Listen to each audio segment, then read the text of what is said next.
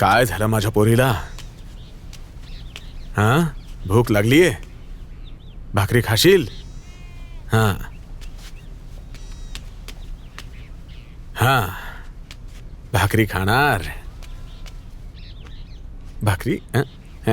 बरं बरं, तू स्वतःच खा, ठीक आहे? आता मी निघालोय बर का. दशरथला ताप आलाय, तर तापामध्ये आपण कोणतं औषध देतो सांग बरं? आपण बनवू काढा. येतो बाळा. हा,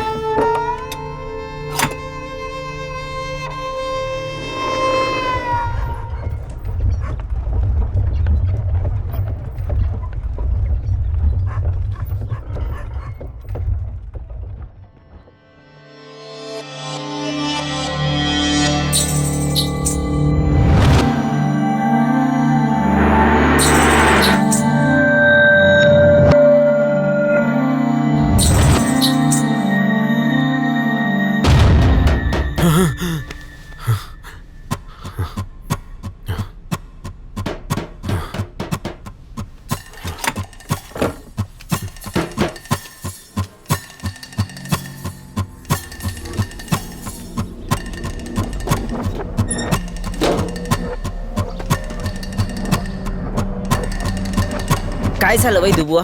आज लय उशीर केला तुम्ही. अहो जायचं नाही का? माझं मन नाहीये. ठीक आहे. राम राम. राम राम.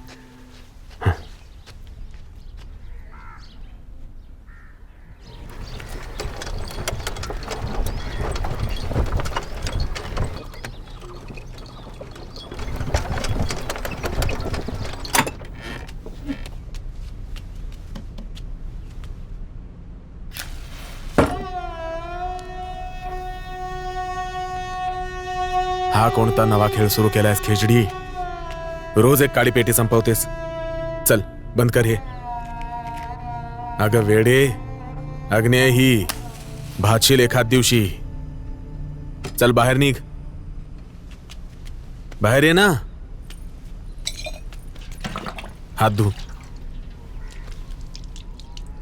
काय झालं? आज नाही गेलात? माझं मन नाहीये. पण का? आज तर शुक्रवार आहे ना. माहितीये आई साहेब. वैद्यजी, तुम्ही घरी आहात का? ओ वैद्यजी,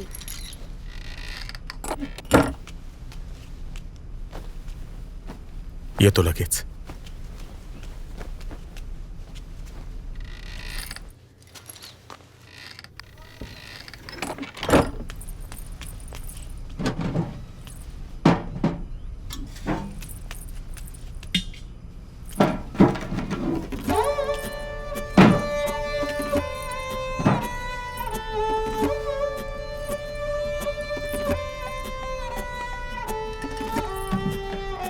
काय झालं वहिनी साहेब? काय सांगू वैद्यजी, रात्रीपासून भट्टीसारखा तापलाय. ताप आला? अहो साधा ताप आहे. एक दोन खुराक घेतले की बरा होईल तो. ते लाल वालं. औषध हात आहे, घेऊन येतो.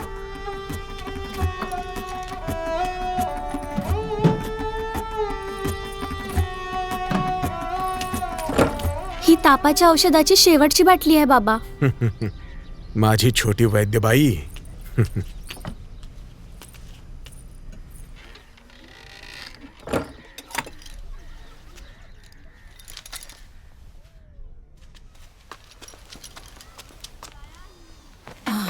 सावकाश सावकाश. वैद्यजी, खेजडी 7 वर्षाची झाली ना? एक गोष्ट समजून घ्या वैद्यजी, आता ती लहान नाही राहिली, तिचं बाई पण जवळ येतंय. अशा वेळी शरीरात हजारो बदल होतात. माझं ऐका, तुम्ही दुसरं लग्न करा. औषध कडू आहे, बाळाला जरा पकडा. घे पी. मला माहितीये तुमची मुलगी पणवती आहे, पण असं लपवून कधीपर्यंत? मला लग्न नाही करायचंय. हे औषध रात्री जेवणानंतर द्या. तुमच्याच चांगल्यासाठी बोलत होती. तुम्हाला तर माझी सवय माहितीच आहे. मला इकड तिकडच्या गोष्टी करायची सवय. राम राम. चल बाळा, निघूया आपण.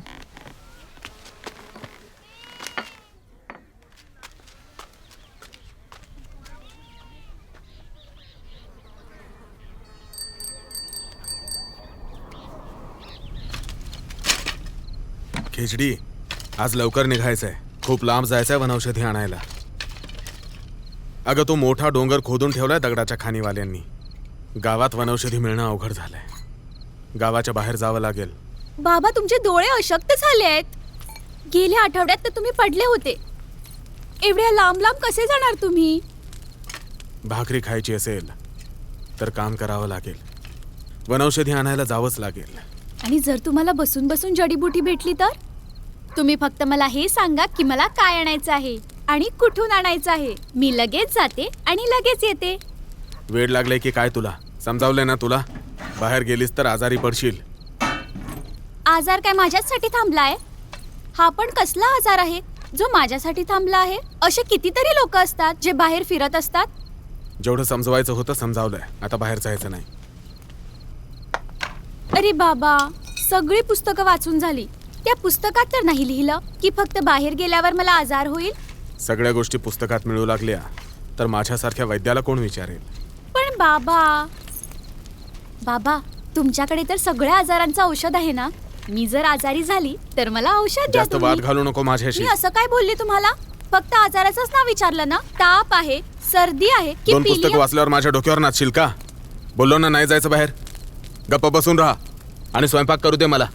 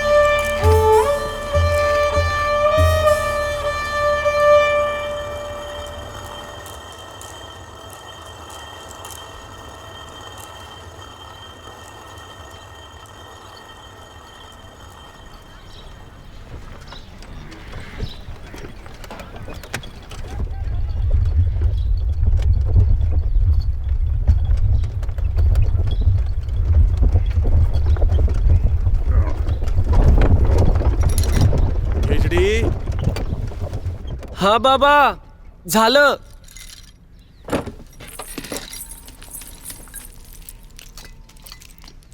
भाकरी बांधली का बाळा? हा बाबा, झालंय, बांधलंय. खूप उशीर झाला आज. लसणाची चटणी बनवली आहे. हम्म, व्यवस्थित खाऊन घ्या. हम्म. एक कुत्र्याची आणि एक गाईचं पण बांधलंय. तुमची नका देऊ. हो हो खातो. चांगलं चुंगलं खायला घालून कुठे पहिलवानकी करून घेणार आहेस माझ्याकडून? जेवढं पचतं तेवढं खातो.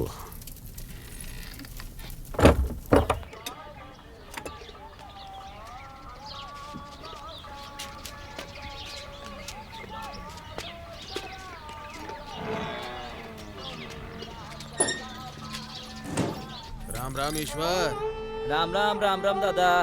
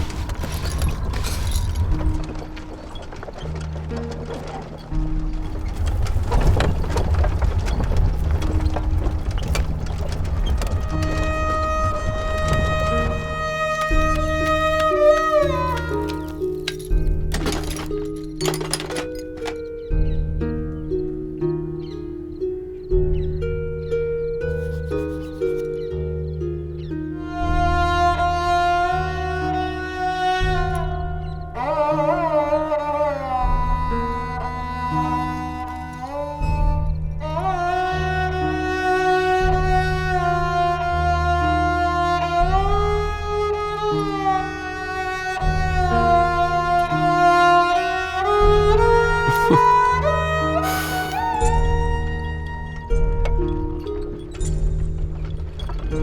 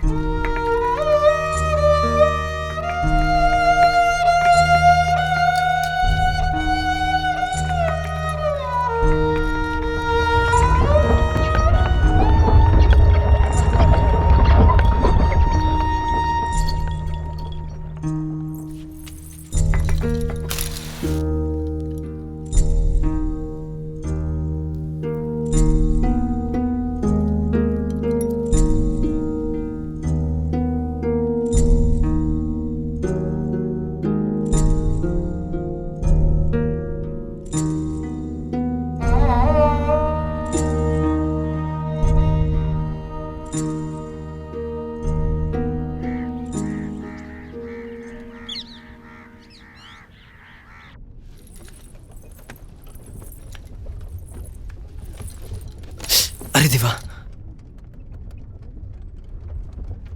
पंखुडी तू इथेच थांब, मी खेळा घेऊन येते.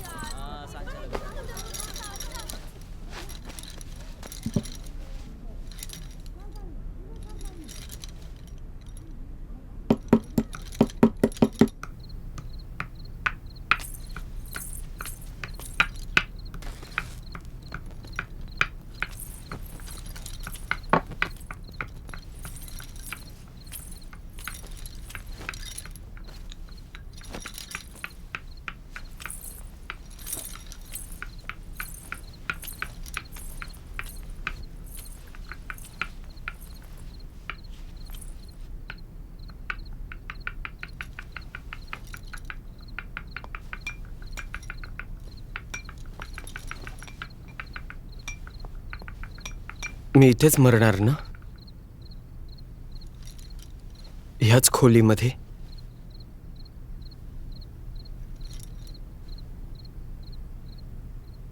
लाडू, मी तुला किती वेळा समजावलंय, घराच्या बाहेर पडताच तुला संक्रमणाचा आजार होईल, भयानक महाभयंकर आजार. आणि तसंही मुली घराच्या बाहेर पडत नाहीत. खोटं खोटं नका बोलू बाबा. तुम्ही विसरला असाल, मी नाही. त्या दिवशी ती मुलगी नव्हती आली उपचारासाठी, जिचं बोट तुटलं होतं. का तुटलं होतं बोट? शेतामध्ये गेली होती कापणी करायला. खोटे बाबा, मुली काय बाहेर जात नाही म्हणे.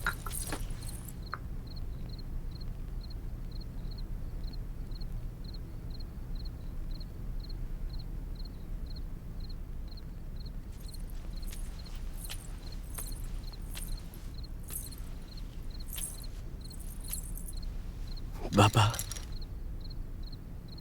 ऐका ना, तुम्ही मला सगळंच शिकवलंय ना. औषधं बनवायला शिकवलंय, लिहाय वाचायला शिकवलंय, दुनियादारी शिकण्याखातीर किती साऱ्या गोष्टी ऐकवल्या. त्या श्रीखंडीची, देवी देवतांची, अर्धनारी कथा हाड मास नसतात. हाडामासाच्या लोकांचे संस्कार आणि त्यांचा संसार, ते मला तुला समजावता येणार नाही.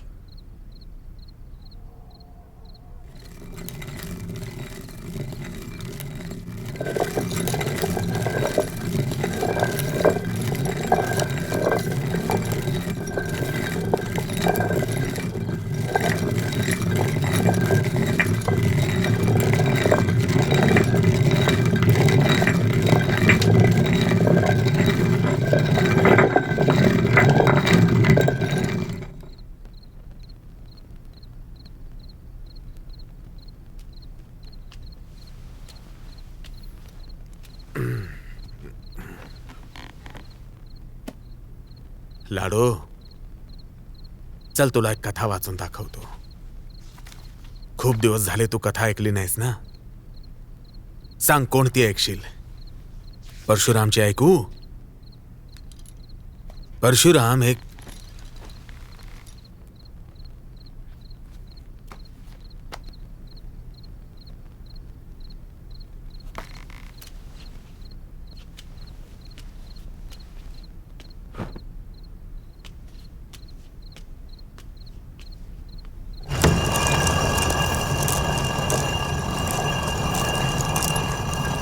स्वयंपाक झाला का बाळा?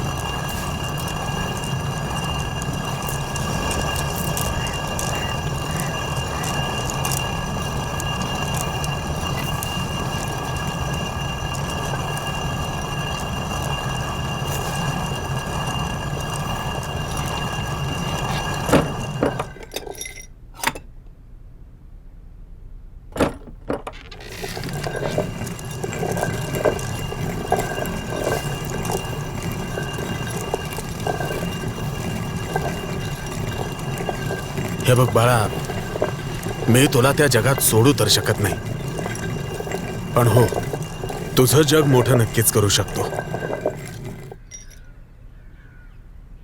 फक्त एवढं लक्षात ठेव की या भिंतींच्या बाहेर तुला कोणी बघू नये.